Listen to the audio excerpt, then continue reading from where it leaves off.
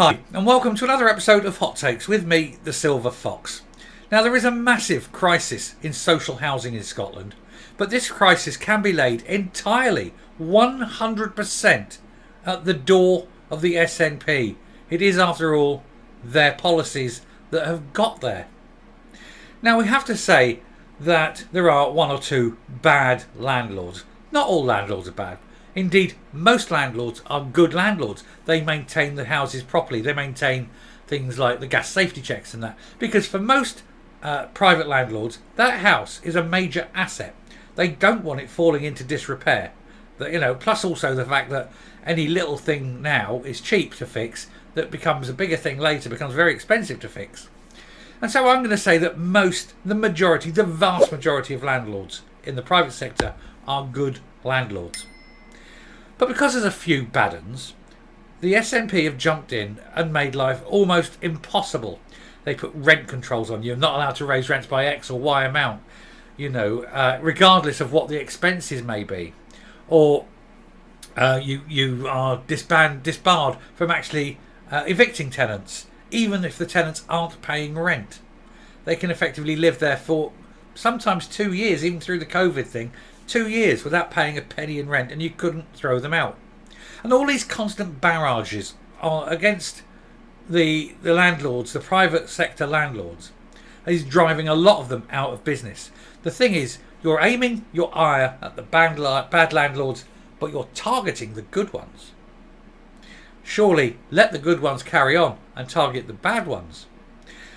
The upshot is all these landlords are selling up, and they're selling to private buyers who are then living in those houses. It takes the rental property out of the market. And of course there's going to be people for whom buying a house is never going to happen, or they need to move for work, or there's splitting of families with divorces and things. There is a genuine need for private rented properties. But the SNP policy has been to destroy that market. That means everyone is trying to pile into social renting. And there's nowhere near enough.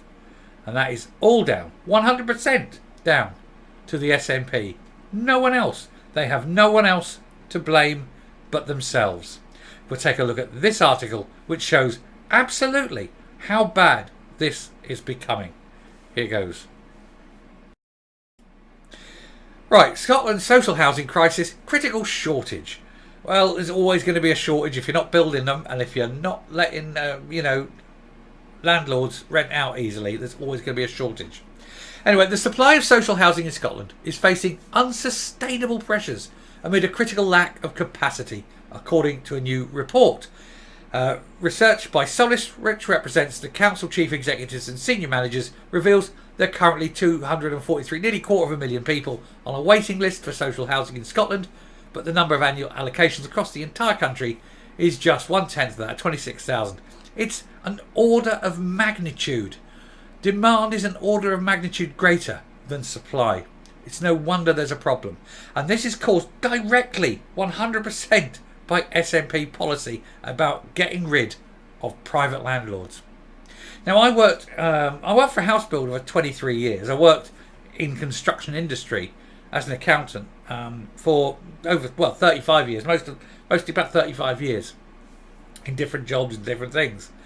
And so I know about what I'm talking about here. We would do costings and we'd do plans and budgeting, and we'd work out how many units we could get onto a piece of land, the build cost. I could get it down almost to the cost of each individual brick. I could look at a house and tell you to the penny how much each house cost. We were that good. And now, if we were building, we did about 500 houses a year. About 100 of them would be what we called sector houses, which means there'd be what's called affordable, which is basically a build cost plus 10%. And there'd be rental properties, which would then sell as slightly more than the affordable, but not quite market rate, in between the two, in between affordable and market rate, but would sell them to a rental company, one of the local sort of rental companies, so that they social renting. So they'd take that over, and then they'd rent out. And one of the things we discovered was, and we'd see this regular churn of tenants.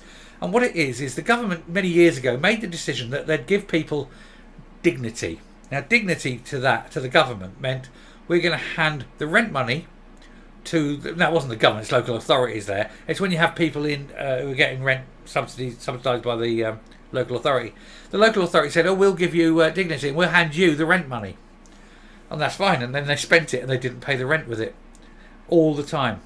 And they say, "Yeah, we'll give you the dignity of having your rent money, and you pay the landlord. You pay your own rent." And I'm sure it's the same with private landlords as well. They get the dignity of having the money given, but then they have the indignity of being thrown out for not paying the rent. Why not say screw the dignity? If they want dignity, they can go and get a job that earns enough sufficiently that they can pay their own rent. That's dignity. Unless they have that and they're getting their rent subsidised at the public expense, the rent should go directly to the landlord. And that way, they're not going to lose their house. Is that hard? Is that too hard? But we saw it all the time in the building industry when we're doing this and watching these people go in. We'd be building a big site and whatever, somebody's gone in, rental. Boom, boom, boom, boom. Oh, they've changed, different renters now. Oh, the last one didn't pay his rent. Boom, he's out, he's gone. All the time. All the time. But we were building all these houses and we were giving like probably 5% of them, 10%. No more than between 5 and 10 on any site were going into rent. And this is in England, you know. So Scotland, you're going to have a lot fewer because obviously not as many buildings at any time. So it's no wonder you're not generating enough. You're not building enough. You're certainly not building anywhere near enough houses generally. And so the percentage of those that's going into either low cost housing to buy, or what they call affordable, or going directly into social rental, nowhere near enough. SNP policy, again, SNP policy, time and time again. Everything SNP policy. This isn't the industry.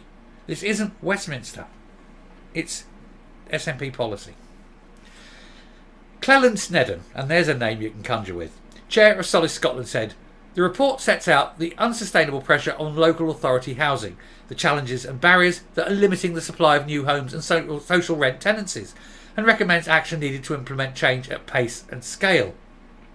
The social sector needs to grow by at least 125,000 just to meet current demand.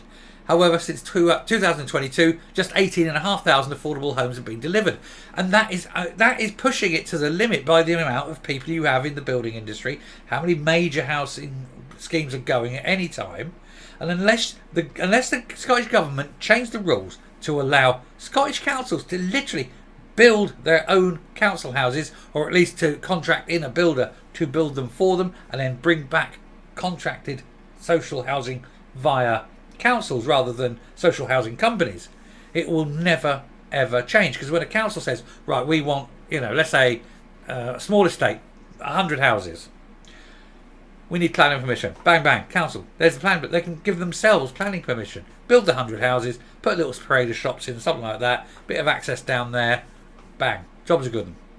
All of a sudden, 100 houses, let's say average of 3 people a house, there's 300 people taken off the list. But here's the thing, as they move on and go, you've still got the houses for the next lot. They're there. You've got the housing stock. It's not what's happening, and it needs absolutely to happen. Anyway, the report, Housing in Scotland, Current Context and Preparing for the Future, is the product of research undertaken by Solace, in collaboration with COSLA, the local authority umbrella organisation, and ALACO, which represents chief housing officers. It notes that homeless presentations are at an all-time high, a result of the impact from COVID-19 and the cost of living crisis, and I can tell you now, it's going to get a lot worse, and I mean a lot worse, because with these high interest rates, deliberately high interest rates, which make no difference to inflation, because the things that are inflating are things like food and fuel, which doesn't matter how expensive they go, you've still got to eat, you've still got to get to work. So making things more expensive there isn't going to stop you buying them. You've still got to eat. And it's also stuff that we import. And what we do here doesn't affect the import price. It's madness. Meanwhile, those high inflated interest rates, which are completely ineffective, are going to put more and more people tipping over, unable to afford their mortgages, repossessions, they're homeless, bang, straight back onto the homeless register on the streets. This Tory government is deliberately doing this. It is deliberate. And I'll tell you why it's deliberate. It's because they changed the rules to make banks allowed Previously, they weren't allowed to do it, but they're now allowed to own the houses they repossess, and then they can rent them out, and the banks keep the profit. How is that moral? Hey, we'll give the banks the ability to own these houses and rent them, and then we'll put the interest rate so high that everyone defaults, and the banks end up owning all the houses, and eventually everyone in Britain will be a tenant, behoven to the banks, which means ultimately behoven to the government, which ultimately means behoven to the New World Order, the WEF. And if you don't think how they want you to think, if you don't say what they want you to say, bang, you're homeless. You think I'm joking? I keep showing it. I keep showing people the evidence of it. Anyway, 9 of Scotland's 32 local authorities were unable to meet their statutory obligation to provide suitable temporary accommodation. Well, no, you can't even put them in hotels anymore, because every bloody hotel is filled with illegal immigrants. Because nobody wants to grasp that nettle and put the Royal Navy parked in the Channel, turning them around and sending them back to France, a safe country. You can't be an asylum seeker from a safe country. The report added, the risk of more and more local authorities not being able to meet their statutory homelessness duties is becoming a reality. Fine them. Start fining the chief executives, not the council, because that means the payment the people have to pay. Start fining individually the chief executive for failing to do their job. And if these chief executives are getting £1,000 a day fine because they're not meeting their obligations, let me tell you, they'll be meeting their obligations. In total, combining the 243,000 people currently on the wait list for housing, those currently in temporary accommodation, 14,000 households, including over 9,000 children, and Ukrainians seeking safety in Scotland who are in temporary and short-term accommodation, 12,000. Councils are faced with a duty to house, a legal duty to house nearly 270,000 people. There's only 5 million people in Scotland. So that means 5% of Scottish people are on a waiting list that have a legal duty to be housed by the councils. That is ridiculous, isn't it? Ridiculous. The report adds, local authority housing and homelessness services are experiencing unsustainable pressure, reflecting the critical lack of capacity in local housing systems in Scotland. And it won't get better, as I say, with these high interest rates. It's only going to get worse, way worse. It's going to be another 100,000 on top of that. You're going to be looking, I think maybe at the end, you may be looking as many as 500,000 people. Meanwhile, the SNP are still putting their foot down, putting the heel in the face of private landlords who are not all bad. What do you do? Anyway, I'm going to finish off there and come up. Now, I genuinely feel sorry for people who don't have a home through no fault of their own. There are some people who've chosen that, they've made bad choices through abuse, substance abuse and things like that. It's still sad, but I've probably got a little bit less sympathy for that. But people who've worked hard, and yet the high interest rates are, still meaning that they can't eat, they can't feed their children and pay the rent or pay the mortgage and things like that. You've got to feel sorry for them, and it must be incredibly frightening for them, especially children. What are these councils to do? And you can't just blame the councils. Not all councils are bad. I'm sure the people on the councils aren't deliberately saying, let's make these people homeless, let's do as much as we can. But it is the government, the Scottish government's policy, the SNP policy, to have clamped down on private landlords like this that has exacerbated the problem. There's also the fact that they have decided not to build social housing at the same rate. Now, don't forget, this is the SNP government have been given money to Ukraine as well. The SNP government are going all around the world on jaunts and jollies at public expense. You look at all the things that they're doing at public expense, and they cannot even house their own people. Judge them on that. If you judged the SNP on nothing else, on the NHS, which is failing, on transport, on schools, everything, judge them on the fact that there's going to be, perhaps 500,000 people in Scotland who need a home and haven't got one because of 16 years of neglect and bad policy decisions.